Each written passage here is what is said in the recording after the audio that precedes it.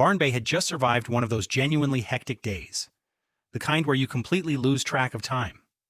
Driving home in the dark, he wasn't even entirely sure what hour it was.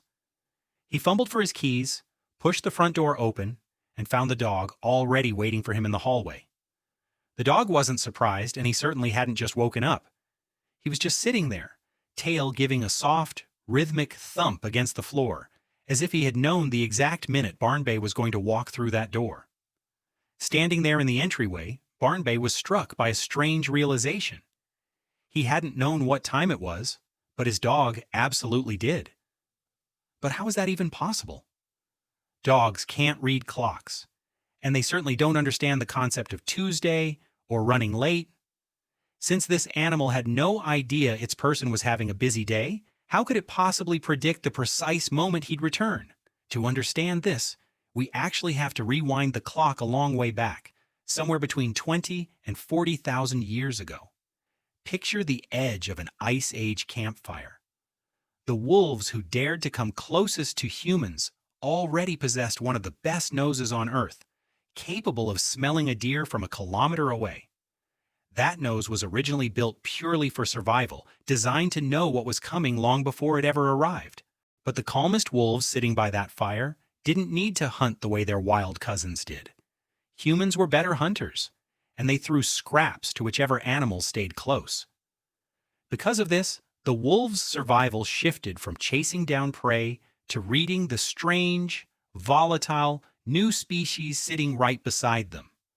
The wolves who lived and bred were the ones whose noses could predict when a human was returning, when one was getting angry, or when someone was about to throw a piece of food.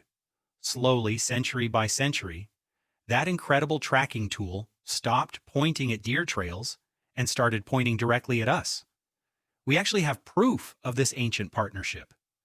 In what is now the Czech Republic, archaeologists uncovered the bones of large, dog-like animals dating back more than 30,000 years. One was even buried with a mammoth bone placed carefully in its jaws, likely honored for tracking down the mammoth in the first place. Thousands of years later, on the cliffs of Shuwaymis in Saudi Arabia, hunters carved the oldest known pictures of dogs.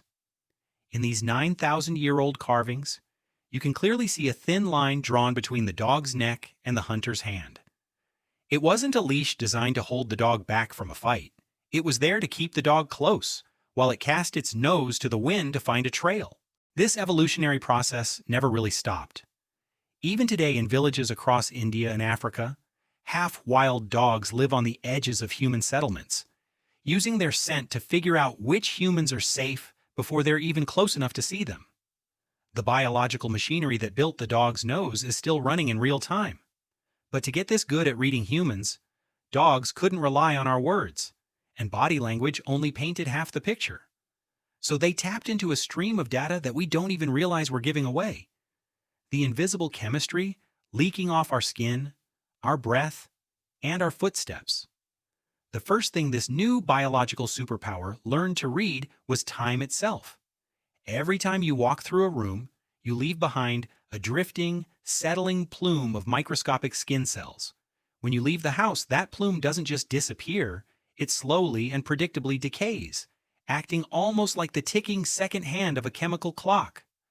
So, when a dog walks into a room, it isn't just smelling the present moment, it's smelling a chronological gradient.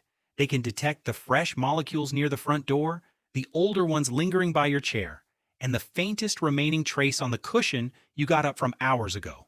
To a dog, an empty room is a literal timeline. The real reason your dog is waiting at the door when you come home isn't because they remembered your schedule. It's because the scent you left that morning has decayed to the exact, specific strength it always reaches right before you walk back inside. Knowing when you'll be home is really only half the job, though. Surviving alongside humans also meant dogs had to figure out what kind of mood you'd be in when you got there. In 2022, researchers at Queen's University Belfast ran a fascinating experiment where they took breath and sweat samples from people, once when they were calm and once when they were stressed out by a difficult task. When they placed both samples in front of dogs who had no idea which was which, the dogs successfully picked the stressed samples, with over 90% accuracy in double-blind tests. They didn't have a face to read or a voice to listen to. They just read the chemistry. When you get anxious, your body releases cortisol and quietly alters the volatile compounds in your breath and skin. You can't smell a bit of it, but your dog reads it as clearly as a neon sign on the wall. Honestly, the hardware making this possible is almost unfair. While a human has about 5 million scent receptors, a dog has roughly 300 million, all wired to a brain region that is 40 times more developed for processing smell than ours. But the absolute strangest part of this system is hidden right inside their muzzle.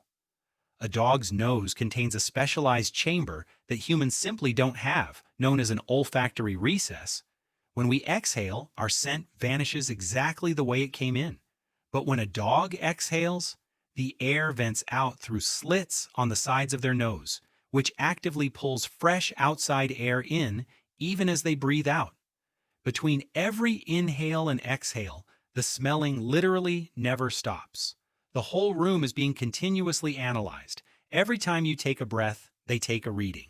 Standing there in the doorway, Barnbay looked down at the dog still patiently waiting at his feet. He hadn't known what time it was, but the dog had known all along. Barnbay hadn't realized he was broadcasting his entire day, but the dog had been quietly listening the whole time. Good dog.